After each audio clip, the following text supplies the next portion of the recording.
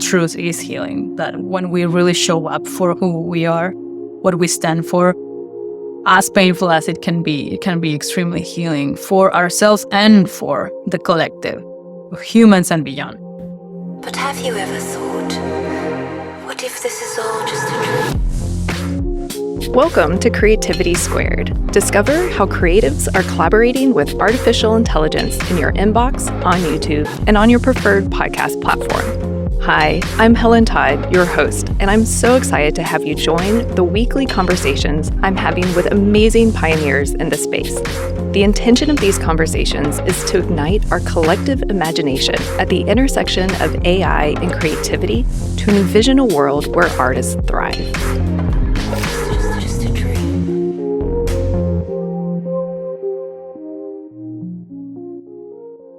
Today, we have part 1 of 3 of a special series that will be coming out every 3 weeks, highlighting the phenomenal artists and grant recipients selected for this year's ArtsWave Black and Brown Artist Program. For the full video versions of these conversations, visit creativitysquared.com or the Creativity Squared YouTube channel. And if you haven't already, sign up for our free weekly newsletter so you don't miss any news at the intersection of artificial intelligence and creativity. The mission of Creativity Squared is to envision a world where artists not only coexist with AI, but thrive. In this episode, we're focusing on the vision of 5 artists for the world that they want to live in and expressed through their art. Hi, my name is Michael Thompson. My name is Asha Daniels. My name is Michael Kopacz. My name is Brent Billingsley. My name is Julio Grabianco. Today, we'll be hearing from these artists whose work is featured in the ArtsWave Truth and Healing exhibition that will be available for visiting at the National Underground Railroad Freedom Center in Cincinnati, Ohio through September 10th.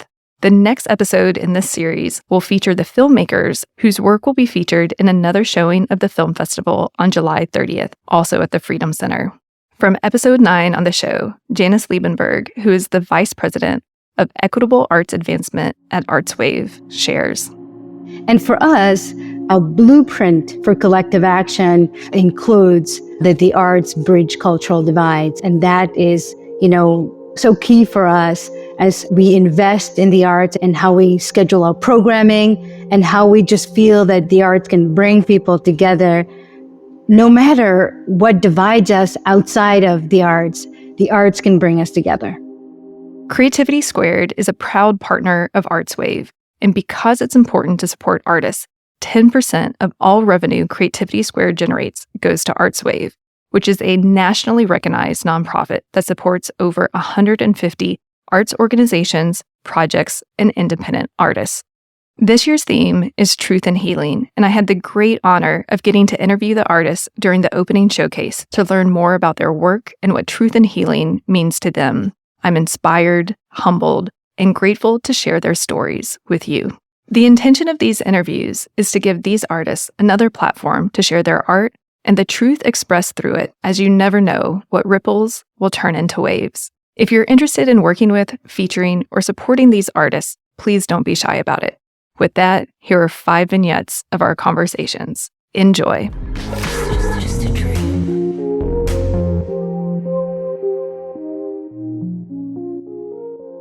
Hi, my name is Michael Thompson, and I am a multimedia artist as well as a poet. Most of my work is large-scale oil paintings as well as installation, and I would describe my style as being conceptually based and primarily focused on the figure and human ecology, the way that we relate to our environments as human beings and the way that our environments shape us and our relationships with each other. My piece in the showcase is titled Murmurations, which is the title of a large flock of starlings as they move throughout the sky. And the reason that a murmuration happens is because starlings will come together to protect themselves and to communicate. And so the piece is about collective action and drawing comparisons between natural systems of movement and patterns in nature with the way that we move as a society. And in a murmuration, a starling will directly impact the 4 or 5 birds around it. And through influencing and reacting to the birds directly in its vicinity, massive, beautiful shapes are formed in the sky through just a singular action happening over and over again. And so I wanted to use these really beautiful natural systems of movement as a metaphor for the individual and specifically for myself as an artist in the way that we can affect our society and affect the world and our communities simply by having an impact on a few people around us and in our local communities. It means a lot to me to be a recipient of the Black and Brown Artist Grant from ArtsWave and be in this Truth and Healing Showcase now for the second year running. Last year, we had the opportunity to partner with Cincinnati Art Museum and this year with the Freedom Center. And as an artist who is really socially based, a lot of my work is community engagement involved or has to do with education and has a lot to do with social and political conversations going on locally and at a national scale. To be able to, one, collaborate with prominent institutions in our city who also have a focus on social justice and the community means a lot to me. To give my work a space to live that's accessible to the public and specifically to my city, but also that has a national ranking and a national reach. It's really great to be in a space that was just ranked the #1 history museum in the nation and to be able to show work that I think has themes which speak to some of our national crises at the moment.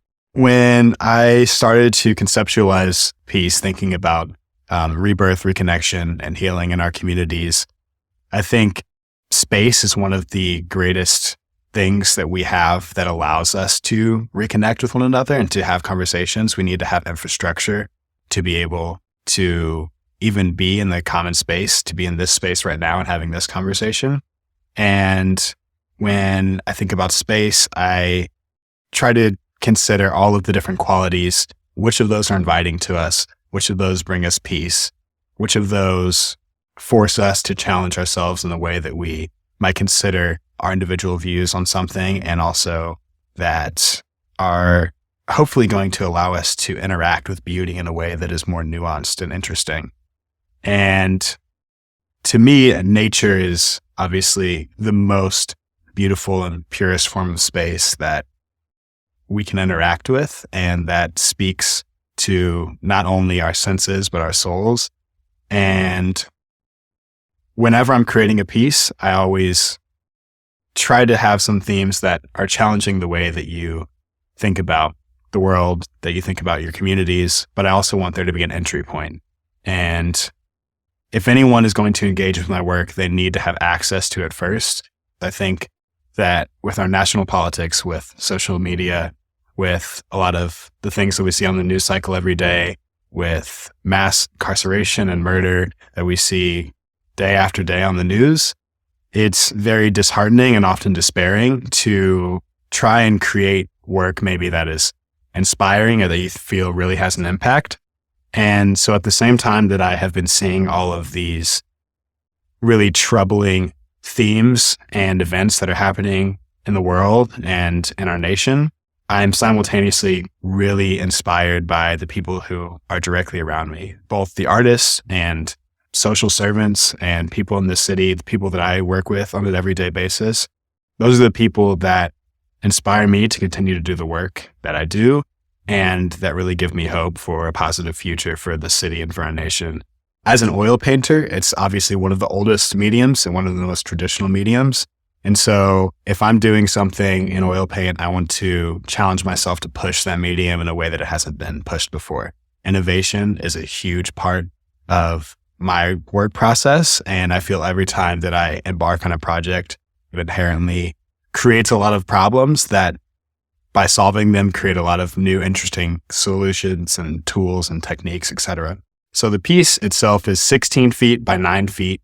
It's oil painting on canvas, but rather than being a traditionally stretched canvas that you might see like in Michael's or hung in most gallery spaces, it's instead hung in a tapestry style. So there's two 16-foot beams at the top and the bottom that hold it in place, because I couldn't have any cross beams or supports in it because I created a lighting track that goes behind it. The canvas is gessoed with a clear gesso, which for those of you who aren't familiar with art supplies is basically like a substance that you put on a canvas to make sure that it holds the paint correctly and also doesn't disintegrate over time.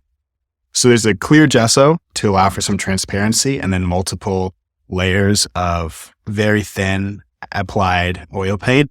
And so I thought about the process in reverse rather than the ways that you would traditionally do in oil painting, which is start very thin and build up really thick layers over time. I had to think about what are the lightest parts of this painting going to be, and where do I need to leave negative space. So the lighting track goes in line with where the thinner applications of paint are. And when turned on, those pieces really glow and create very bright spots on the canvas to kind of reinforce some of the lighter parts of the composition. And then I went over that with multiple layers of other paint and dark black gesso to block out and make different parts of it opaque. The composition shows an individual who is falling backwards while also being scooped into a crowd of starlings into a murmuration as they fly off into the distance. And the individual is falling backwards, but there are different kind of iterations of the face that are moving forwards towards the starlings. So there's a push and pull effect that's going on with the composition of falling backwards while also moving forwards. There is a starling that the individual is gripping that kind of looks like it's escaping while also looking like it's being captured. And the arms of the individual kind of create a 90-degree angle while there's some geometric kind of sine wave shapes in the background that reflect some of the shapes that are formed in the murmuration. And I wanted to create a kind of a loop with the composition. So as your eyes move with the eyes of the individual and as they move into the background with the starlings, it pushes you back into one another. And so your eyes weave in and out of the piece. The color scheme of the piece is a orange and blue kind of limited color scheme with complementary tones, and then some purples and greens kind of thrown in. But the figure in the painting is blue. One, because I really love using kind of arbitrary colors. It's very interesting to me. I think it also speaks to just the multiplicity of beautiful skin tones of everyone who is going to interact with the piece. And I want at least some people to be able to project that imagery on themselves. Again, kind of to go back to access points, I want my piece to be accessible to all people, even though I'm obviously creating from the perspective of an African-American male. But from a practical perspective, I am very colorblind. I mix up most colors, and specifically any tones that are like neutral value tones are really difficult for me to perceive and also to mix those colors properly. And specifically when I'm dealing with skin tones as well, I find it very hard to see undertones in skin. It's a color scheme that you'll probably see reappearing in a lot of my work. If you look at some of my older work, you'll see a lot of complementary tones, a lot of very high contrast, a lot of geometric and dynamic compositions that allow my eyes to work better as I'm painting. When I received the grant, then I realized, okay, now I have the capabilities to create on a scale that I want to, and now I can put some direction to my concepts in a way that feels more realistic, and I can see the end goal of what this might turn out to be. Because the theme of the show is truth and healing, if I'm going to consider what my truth is that is expressed through the piece, I think it is a synergy. I think as a multimedia artist working in a lot of different areas, that's something that I seek after. I seek after collaboration, but also as an individual in my personal life and with the people that I love, that I connect with, I collaborate with. The thing that I'm always looking for is how can I connect these two things that seem maybe totally opposite of one another, and how can I be the person or create the thing that ties these two things together. I think that we compartmentalize a lot of different parts of our life, of our profession, and I believe that my job as an artist is to get rid of those compartments and instead find ways where I can create common goals. And I think that Murmurations is at least a starting point to have that conversation. It's just a dream. My name is Asha Daniels, and I am the owner and creator of Asha Ma. I'm a fashion designer and an artist, and I was born and raised here in the Queen City, Cincinnati, Ohio, and I currently live in Brooklyn. And my project for the Black and Brown Artist Showcase is called Agape, and it is a couture fashion collection that will have programming and a show to highlight its inspiration. So I actually had a fashion show in Boston and ended up visiting my sister who lives in Brooklyn afterwards around Fashion Week. And through a series of kind of like God sent events, I ended up designing for Lizzo's tour for her Big Girls. And it was a really crazy whirlwind. I was like sleeping in my sister's office for like 2 months. And so she was like, maybe you should just move here. And so I was like, you know what? I'm someone who moves where I feel like I'm being called. I've been blessed enough to do some really amazing things in Cincinnati. And I feel like there's just a lot of opportunity calling my name right now in Brooklyn. It doesn't mean that I'll be there forever. I always feel like Cincinnati is home, so I'm sure I'll be back at some point. But yeah, it wasn't planned. To be a grant recipient of ArtsWave's Black and Brown Artist Program is really meaningful to me. I feel like I'm always like in the zone of rush, rush, rush. What's next? What's next? That I never really get a chance to slow down and realize that I'm really like living my dream life. And I'm going to get a little bit emotional. But yeah, this weekend alone was a great moment to slow down and say, like, these are the things that when I was in college, I didn't even think were possible. I thought I'd have to work for someone else, doing someone else's work, working hard for someone else's namesake. And programs like what ArtsWave does in Cincinnati is just priceless because it allows artists like me who don't always get the platform and don't always get the shine for the hard work that they do to have an amazing stage to showcase their work and to have the funding to do it. You know, I get to create beautiful things, and I'm blessed enough to have support of amazing organizations like ArtsWave. My first collection, Negro Solstice, was about Black identity in the crazy times that were going on. I felt like every time I hopped on Instagram, there was a new story about a Black person being murdered by a police officer. We had the pandemic, and it just kind of felt like biblical, right? And you hear about like things that happened that were crazy back in the day. I feel like you get so used to craziness. Is it the crab or the frog that they boil? And it's like you don't realize you're being killed until it's happening. This feels like a meaningful moment in time, and I can't really piece together the greater meaning of what it is. So my brother actually watched Beyonce's Black is King with me, and I was kind of picking his brain. I'm like, what do you think the meaning of 2020 is? And so he pointed me to this scripture, and the scripture basically talked about God's people. And the scripture basically listed out a bunch of curses against God's people. And he's like, now who does that sound like? And I'm like, it sounds like us. Honestly, like Black people in America, we don't know who we are. We don't know how great we are.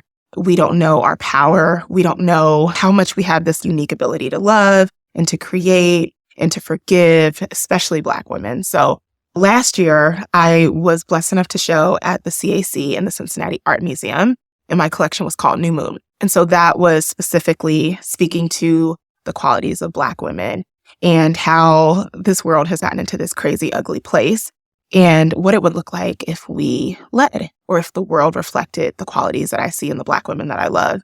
And so those qualities are love and forgiveness. And I feel like as a Black woman, we will go in the bathroom and cry when we're having a hard day, but we can still put other people first, and we can still put a smile on people's face.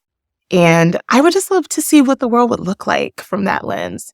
That brings us to Agape. Agape is really about bringing Black men and women together. Right now, especially on social media, there's always this conversation of pitting Black men and women against each other, where we don't understand each other. And it's like this argument about gender roles. And really, like, all of that is like BS, right? And this collection is about how the world has really like separated us from our identity and our greatness and our love, and has kind of made us in this haze of like we're against each other, and what it would look like for us to come together and how powerful that would be. Fashion is healing. Like, fashion can create an identity. It can tell me who you are. It can tell me who you hope to be. It can tell me how you're feeling. It can tell me that you're in a funk and you're trying to get yourself out of a funk. Back in the pandemic, I was like probably one of the few people that still would put on makeup and do my hair and do my nails and like have a good outfit and wear heels. And some people were like, why would you do that? We're wearing sweatpants. We're just relaxing. And I'm like, well, fashion is healing. Like, it makes me feel better about what's going on. And so for this collection in particular, I think that clothing can really dictate the future, or at least it can like manifest a future that doesn't exist right now. And so in this collection specifically, when you look at it, I hope that you see love and happiness. And I hope you see like a piece of my past, but as well as our future. It's highly inspired by my parents, who was blessed enough to have like a front row seat to true love growing up. And now that I'm 35, I like look at people's parents that I grew up watching, and I look at like, just people that I know that are in relationships. And there's really like, I don't see a lot of great love. And like my parents, they have great love. So they're always like in the DNA of the design of what I create. And for this collection specifically, it's going to feel like the 70s. There's like a green on green outfit that reminds me of my dad when he met my mom. And like I see the old pictures of when he had his afro and his bell bottoms and his high-waisted pants. And he just was so happy like meeting my mom. There's elements of my mother. So it's soft and it's drapey and it's goddessy. And it's got this just kind of like Diana Ross, Claire Huxtable element to it. There's elements of my grandmother, like the front piece that you'll see when you walk into the exhibit. It's got this foiled print on it, and it looks like my grandmother's wallpaper. So it's like elements of my past, but also like where I want to see us go. I feel like I am the fulfillment of one of my ancestors' dreams. And so my hope for my future is that, my kid's kid, or really hopefully my future kids, can just live in a world where we can be free, where we don't have to bust our ass more than everyone else to get crumbs, where we can decide to do something like lofty and beautiful for a living. I've been a recipient of this grant for the past 2 years, and it's beautiful because I never have to, like when I hear the prompt of what like this year's grant program will be, it's always just, it's already in alignment with what I'm doing. So I love that ArtsWave is looking at encouraging artists to like tell our stories, but through like a loving, healing lens. There is a conversation I was having with my friend yesterday who came to see the exhibit. And, a lot of time as Black artists, we can tell our story and it's almost like it can almost re-traumatize the viewer, right? And with that being said, like it's important to shine a light on like horrific things that we deal with or have dealt with. But one of the things I want to do is I want people to come to my show or my exhibit or look at my clothes, and I want them to see themselves, and I want them to feel beautiful and to be reminded or told for the first time that you are this heavenly, godly being and you're great. I am blessed enough to have that moment a lot when I have a fashion show and I have like a little Black girl in the front row who's just like in awe of this like gorgeous dark skin model walking down the runway. Because unfortunately, we don't get to see that enough. A lot of times when there's a big movie that's like a Black story being told, it's like slavery or something horrific that happened in our past. And like I said, those stories are important to be told. But the future that I want for us is like a loving, happy, beautiful future. And so I hope that I can inspire people with that message when they look at my work. Everything that you do in life is a choice between love and fear. And to choose love, if everyone just started to choose love more often, we'd have a much better world. And that includes being empathetic to others, being understanding to others, forgiving others, and loving yourself and having empathy for yourself and giving yourself grace.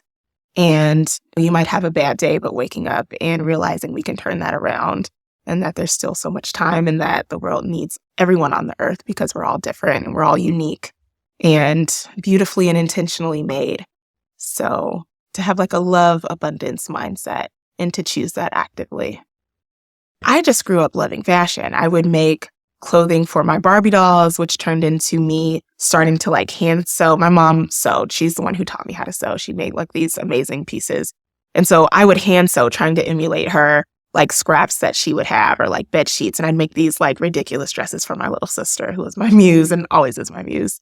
And then she taught me how to formally sew. But it was never like a give me a Vogue magazine so I can see what's trendy and I can like learn from other designers. It was always just really natural.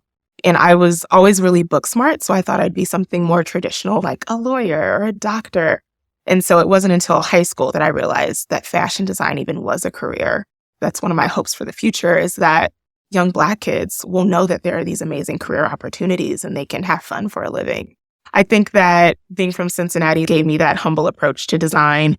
and realizing that like now that I'm in a position of power in my career, I never want to work with anyone and make them feel small or belittle them because I had those experiences. So if I'm in charge of the room, we're going to work toxically, but I'm going to make sure everyone's good. We're having a good time.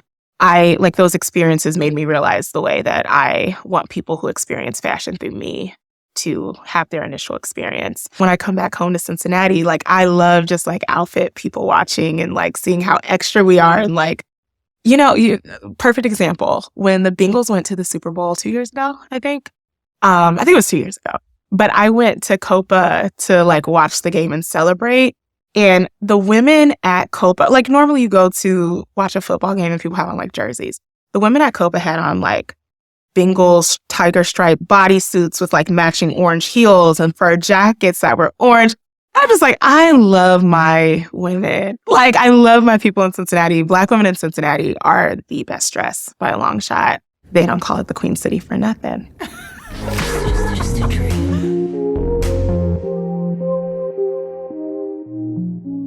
My name is Michael Kopacz. I am based in Cincinnati.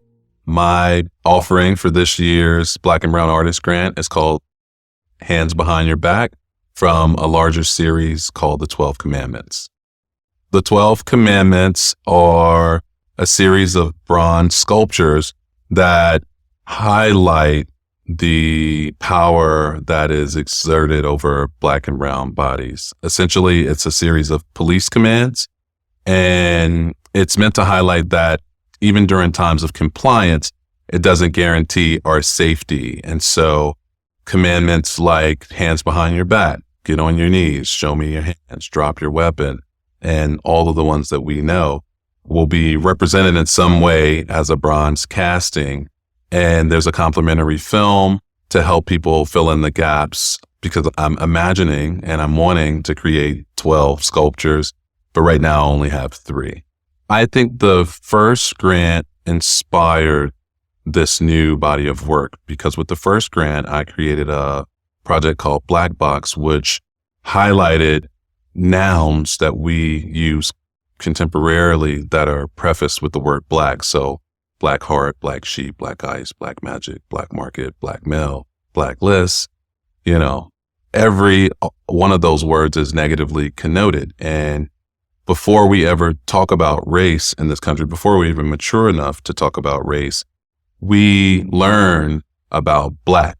We're encultured in this country to learn that roses are red and violets are blue and black is scary, right? And so when we meet a black person, all of those things that we've learned, we project onto that person. And unfortunately, we as black people have to sift and navigate our way through the gauntlet of other people's projections.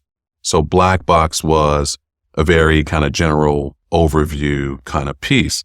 But that leads into the 12 Commandments, because I used all of the same gentlemen from the Black Box series to be in the film, because I wanted to highlight how, when we're pulled over or when we interface with law enforcement, there's a projection that's made oftentimes onto us that makes us more dangerous to the person that we're interacting with, to the officer we're interacting with, even though we're nurses and we're teachers and we're fathers and we have families and all of these things that I try to drive home in the Black Box series. So as it relates to the sculptures, I thought it was the best idea for me to be present in the sculptures, like kind of the sacrificial lamb. I'm doing these very prolonged endurance poses, anywhere from 3 to 6.5 hours, where I'm essentially being brutalized. But the reality is I get to live through this experience. And by me performing, if that's even the right word, these kinds of poses, my hope is that it brings attention to a normalized reality in our community that other communities really don't have to live with. They don't have to prepare for. There's not an etiquette to deal with it, versus in our communities, there's an etiquette that we learned at a very young age for how to interface with law enforcement. And the bronze really helps elevate those stories, because that material is something that's always been reserved for narratives about the elite, because I think that these stories are important and because they seem to come at us so frequently, and we've developed like a callus to them almost, and they're just like a footnote in a news cycle. I needed to do something that was a little bit more compelling to take the normalcy of this experience away, help show people why this is wrong, how this negatively impacts our communities, how different the country that we live in really is. ArtsWave has an imperative to bridge cultural divides. And my work, all of my work, none of my work is made for a Black audience, really, because Black people understand this experience. We live it. I'm preaching to the choir, and I think the work has the ability to be much more powerful. So I create the work to engage audiences that aren't from communities like mine. And I think that there is a deliberate intention in our country to socially distance Black people from everyone else. I mean, when I look at the narratives about who we are in music and in TV and the media, they're always kind of trope heavy, and they're always kind of negatively charged, and there's a connection to gangs and violence and drugs and sex and all of this stuff. And it's a reduction of who we are. And if I'm seeing these images and I live in a Black community and it's hard to like navigate that, then, you know, I'm imagining not really having a lot of authentic relationships with Black people and seeing these images and how a monolith can be kind of chiseled out of all of the things I'm consuming. And I think my goal ultimately is to slice that monolith into thin little bite-sized pieces for audiences who have no connection to our community to have an entry point into our community, whether it's through lens-based work or bronze sculpture or textiles or whatever it is I'm choosing to use. It's a goal of mine to use the work in kind of this ambassador role to really engage with people in a meaningful way that doesn't prey on guilt or that doesn't really utilize anger, even though there's a lot of that too. You know, I have to really be present and I have to really be intentional about the work that I'm creating so that I don't scare my audience away or I don't hit them over the head with a bunch of stuff because I'm angry. And so there's a certain care and consideration that I think I'm using. And again, from a therapeutic model standpoint, that's the approach. That's the appropriate approach. But I also want to be considerate because if we're trying to bridge a cultural divide, you can't do that through anger and through some of the static feelings that live inside of me. My truth is that not very much has changed. It looks better. It sounds better. There's opportunities like this that involve funds to help produce work, but we have a lot of work to do. I believe that the place that we live is extremely polarized, and there's probably more division than I've ever seen. There's an assault on everyone's rights, women's rights, gay rights, like voting rights, you name it, and there's some problematic thing happening right now, environmental rights. And so I see myself in this space where I'm carefully chronicling my lived experience and all the things that impact me. And over a career and over time, and when my time is up, I'm hoping that there is a history there kind of preserved in the amber that's like fresh, and that, you know, it's not a history that we have to uncover. You know, we're not, you don't have to be an anthropologist to go back and find this person and tell their history and not have them be a part of the story. The way that I've chosen to create the change that I'd like to see is to work with people who are alive and document their voices and their realities, hopefully create a spectrum of stories from my community that shows the diversity within our community. We live in a world where anything is possible now, and I've just found a creative solution to give people a peephole and a window that hopefully leads to a place of empathy. If I can get the weatherman to stop saying black ice, every weatherman across the country to stop saying black ice, then I help to eliminate part of a traumatic cycle that is perpetually kicked down the road. I did a TED Talk a couple of years ago, and in the TED Talk, I said that we don't use color in this country anymore. And that was, I would say, a ubiquitous term to describe Black people living in this country at once. But once we understood the ramifications of someone who we identified as color and the assumptions that came with it and all of the other things, we decided culturally to eliminate it, right? There was a cultural bridge that was built at a certain point in time where we collectively, as all communities, decided to eliminate that from our contemporary language. And so it doesn't really exist except for maybe much older generation. And so we can do that same thing here. And it may take generations, but I have to believe that it's possible.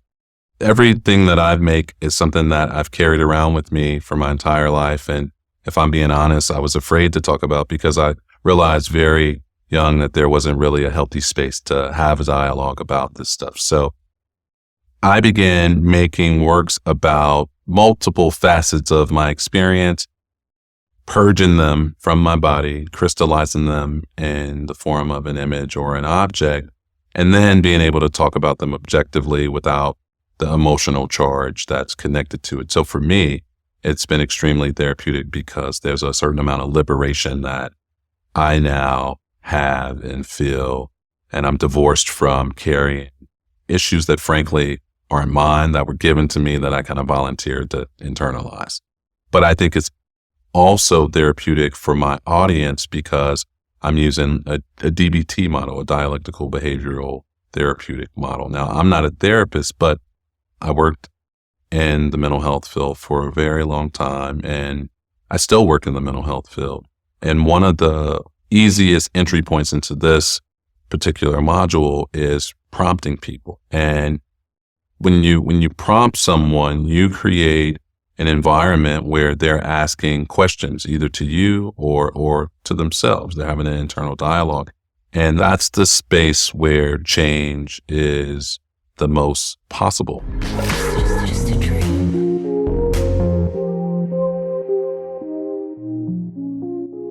My name is Brent Billingsley, and I'm a country boy from New Miami, Ohio, spelled it O-H-I-I something. So this project I'm doing, shout out to Artswave, let's go, is I'm listening. And what I'm listening is, it is a program that was once a project that Artswave funded. So it was a project, and we did a huge 16 by 20 foot piece with law enforcement and with youth, 5 different districts over 5 months, every Saturday, 9 and 6 hours every Saturday. It was intense. And what I learned during that time was that officers are people too. And I just figured that out because I didn't think that 2 years ago. And this project, I'm Listening Blue All Day, is a result of that project turned to a Schedule E program where they were having some challenges, to say the least, of law enforcement and young people. And I know that if you're present and you're consistent, that things get better. If you focus on some of the common denominators, which is we both like extra cheese on our pizza because you're breaking bread. And then all the conversations that happens during this time frame that we're together are just human conversations. And you get to know people. You get to know that they have children and that they are fearful of what they do. And that you get to know that youth have siblings or that they don't eat all the time. So you humanize each other, and then you're consistent with your time you spend with each other. And that changes the narrative. I work in psychiatry also at Children's Hospital. Shout out to Children's Hospital.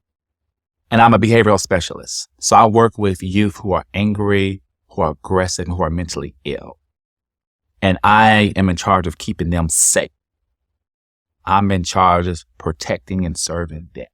So I juxtapose that to law enforcement. I would say this, my energy towards law enforcement up until 2 years ago, if they would walk in the store, I would walk out. If I saw them walking in, I would go to a different store. That was the energy that I would project and that I felt like I was getting back up until 2 years ago. And that was it. That's who I was. And I owned that. When I changed that energy, when I changed my approach, everything about my relationship with law enforcement has changed. Is it perfect? I don't think anything is, As a matter of fact, I know nothing is. But it's better for me because now my energy, I say, hey, how you doing? Thank you for doing what you do. I appreciate it. And I mean that. And they give me back the same energy. So from my vantage point, what I'm trying to do is just love and forgive and make things better. Now I could complain because things aren't perfect, but I'm going to focus on the foundation of let's build something on love and let's see what happens with that. So my art, the things I'm going to display is going to be that of, and it's not a kumbaya moment because we're not there yet, but it is something where we're making a conscious attempt to understand more and then to be present in each other's safe spaces and do something. I applied for the grant through ArtsWave. I said, if I get this grant, I'm going to start my own company. If I get this grant through ArtsWave. And then I got it. So ArtsWave essentially launched my company. Because I've always been an artist. I was born like. But walking in purpose, they allowed me the funding in the space to be creative. And then to have the audacity to step outside of financial security for the ambiguity of art, therapeutic, artistic engagement. So I took hold of that. I haven't looked back since. I'm listening Blue all day as we have a Schedule E program at Woodward High School, the Bulldogs, and they're blue. So we have these self-contained shadow boxes, which are to represent lockers. And inside every shadow box, there is an item. And the item is a narrative of from birth to graduation. The first one is a baby blanket. The last one is a graduation. In all of the boxes, there is something. There is a doll. There are football cleats. There are bow ties and corsages for the prom. And then behind the shadow boxes, the back walls are newspaper articles, mostly from Cincinnati Enquirer from 2003 until now. Because what we wanted to do with that was we wanted to tell a story of a Woodward kid. Tayshawn is our subject matter for this one. So we got pictures of him when he was a baby, all the way till he graduated. And those are inside the lockers as well. He was a kid that the first day of the program when he interviewed, he had his hood on. He said about 3 words. And he went back to the back of the classroom and put his hood back on. Didn't come out and do anything with us. About 3-4 weeks. Next thing you know, he was at the table. Next thing you know, he was talking. Next thing you know, he didn't stop talking. So then I hired him, worked for my company. And now he's downstairs right now, engaging because we engage here as well. So this is what we do. You go into the situation, we're there, officers are there, you meet a young person who is shy, who appeared to have a chip on his shoulder, but that wasn't the case. You just had to get to know who they were. And I think that something like that happens where appearances are deceiving. And if I was to look at him with eyes of ignorance, I was like, oh man, he's probably got something on him. He looked like he's high, his hood is on, but now that this is who he is. And as I spent more time with him, he wants to be this entrepreneur. He wants to have his own construction company. So I said, let me help you with that. Because I have people who have that. And let me help you with just getting to know people. Let me help you with your elevator. Let me help you with your rhetoric. Let me help you, get into college if you want to do that. So this program, along with other things, has allowed us to build relationships and add salt back to the earth where I'm Listening Project was inspired by my epiphany to walk in purpose more. A lot of people are closed-minded, and as open-minded as I thought I was closed off to that, especially with law enforcement. For me, if I was in a store or if I was walking in a store, if I saw a police officer, I would walk out. If I saw them walking in, I would go to a different store. I had so much negative energy that I project towards law enforcement. And I grew up in the 80s and 90s, so NWA didn't help out that much. And the music and the culture, it's like us against them. And that's just the way I was raised. I believed it, and I subscribed to it. The more I listened to you, and the more I worked in the community, I felt like I'm missing something. I'm missing a big opportunity, and I need to do something about that. And when I met Officer Hawkins, prior to me knowing that he was the officer, now granted, this happened when I just thought he was some brother at the park kicking it with the children. I'm like, oh, this dude's like the same age as me. I need to get to meet this brother because, you know, he's got a lot of energy. And so, yeah, that's off. I said, officer. I said, well, y'all must have that mistaken. There's no way he's a cop. That's exactly what he does. And he loves what he does. And he does it well. So I said, okay, if that's a cop, then I'm falling short. Potential in myself. And I don't want to feel like that. So I reached out. So did he. And this is what I want to do.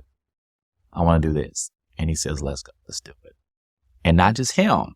I reached out to the 5 districts in Cincinnati. So he was just one of the districts. I reached out to a plethora of districts. So I met a lot of officers during that time. I'm inspired by making things better. The best life insurance that you could ever have is purpose. So if I'm walking in purpose, I'm not looking for a strong embrace from people. I'm just looking to keep walking in purpose. I'm going to keep on doing what I'm doing because I know within myself it's the right thing to do. And that's enough. Your truth belongs to you. I always say that there's 3 sides to every story, right? It's your side, it's their side, then there's the truth. And it's a vantage point. So one artist will see a piece and will say that is a sunrise, and one artist will see the piece and say that is a sunset. And who's right? So my truth belongs to me. And in my truth, I think that love is greater than. It's the journey that defines you. It's the losses and the heartbreak. It's the ones who leave. It's the ones you strengthen that remain because they will leave.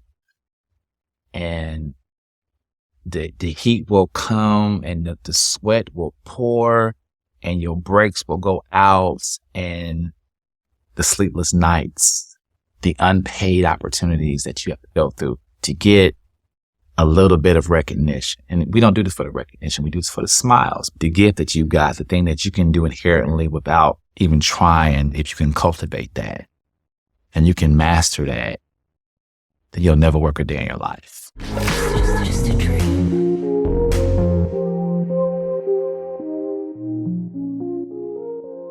My name is Julio Orguera Bianco. I was born and raised in Argentina and moved to Mexico in 2013, to LA in 2016, and I've been living in Cincinnati for 2 years. My piece is called Togetherness, and it's a 12 feet diameter installation as part of the Truth and Healing Artist Showcase.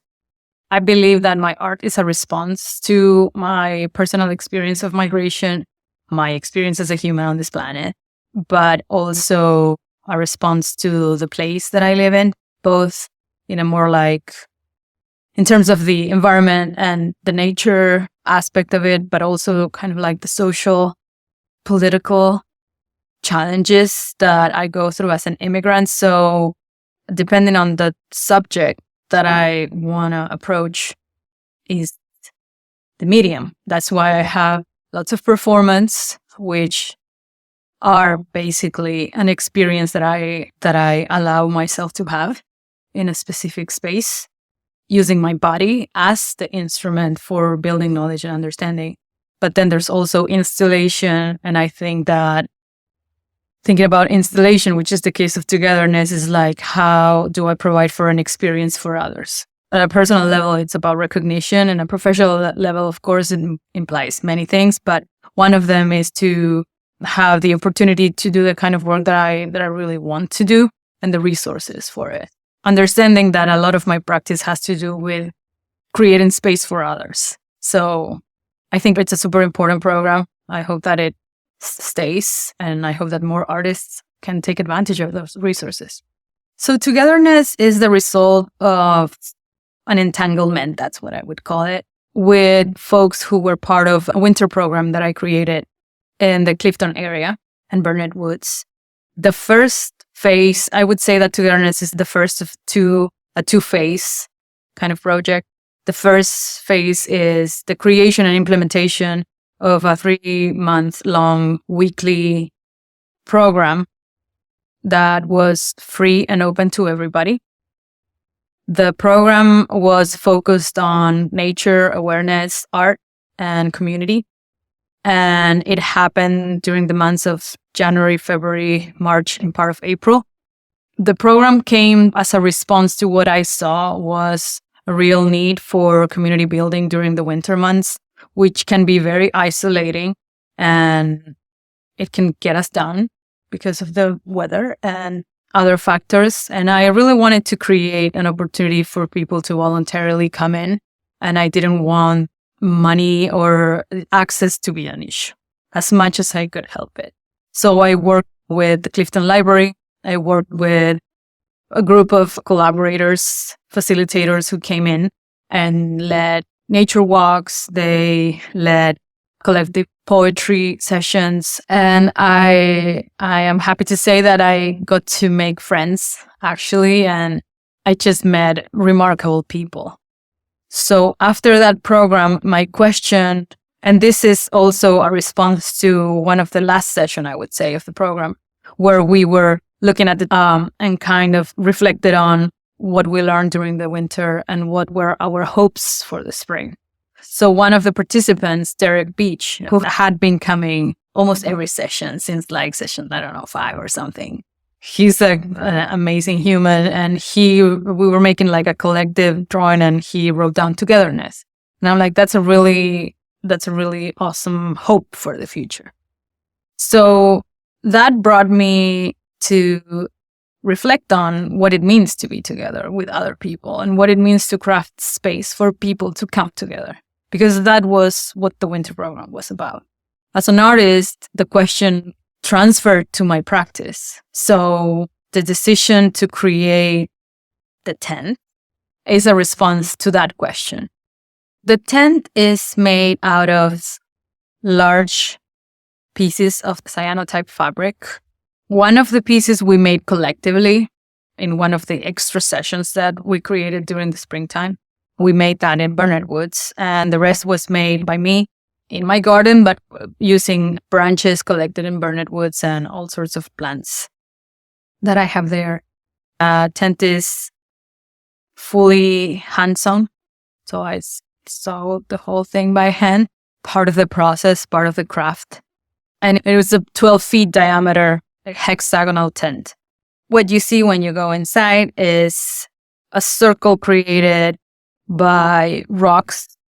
Those rocks are mostly rubble that I unearthed from my garden, which is also an art and life project at this point, and 2 semicircles with cushions, these artificial candles all around. And then in the center of the tent, you have a circle of candles, and inside that circle, there are 2 stacks of poems. Those poems were made collectively by the folks at Walk in the Winter during sessions led by Danny Clark, who's one of our facilitators. And in the center of the circle, you find a bowl with questions. The questions are invitations for us to keep reflecting on what involves togetherness, what it means to be together, what can happen, what is the possibility, bringing people together or that togetherness brings into our lives. When I speak about a community, I'm not thinking only about the community of humans. I acknowledge that Burnet Woods, it's its own community of squirrels and trees and like bees and all sorts of like beings that exist there. I've been really interested in the intersection of my own human body and the body of the land with all these other communities that exist.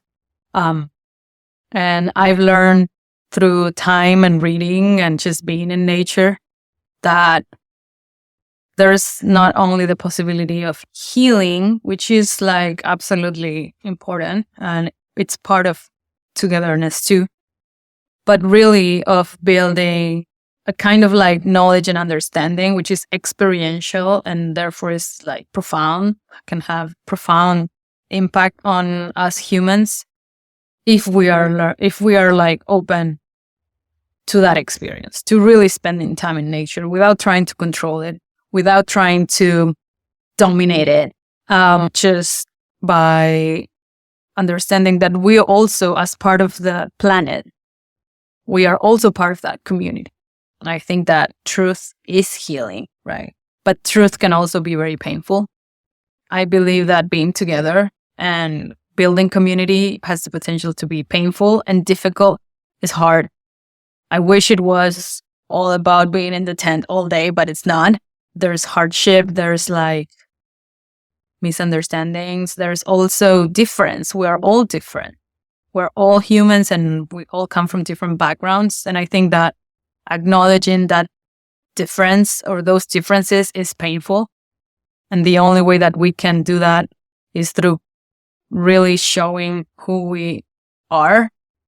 So that's why I say that truth is healing, that when we really show up for who we are, what we stand for, as painful as it can be extremely healing for ourselves and for the collective of humans and beyond. If I had to think about how we come together or create togetherness beyond the tent or beyond the installation, anywhere we are, I would say for those who would like to do that, I would say stay open and train your listening skills. We all have to learn to listen better. So as long as we're open and we are listening to what's happening around us and to others, I think we can have a very transformational experience just by being in community. I mentioned that being an immigrant or like really migrating first to Mexico and then to the States had huge impacts on my person, both like personally and professionally. I think migration is such a wild thing to do. There is loss, there is scarcity, and not only material, also emotional. But from that, there's also resourcefulness. In my case, the experience of migration brought the loss of my grandmother. So that really shifted my practice because with time, it allowed me to see what my family legacy was actually. And the legacy of like craft, labor, and migration as a family story are fundamental. They exist. They are part of the fabric of my family. With togetherness, now speaking about the installation, I decided to sew the whole tent by hand because a lot of my work is very process-based and it's very labor-based. When I sew, I think about my grandmother and I think about my mother and I think about this legacy of craft and of making something out of something that either did not exist before or was not useful or was discarded, which is part of the experience of migration, resourcefulness. How do we turn something that other discarded into something that we can use, right? That It has a value to us. Art is an act of generosity, and it's a gift. The best one is anyways, at least according to me. I believe artists are the people who give meaning to the collective.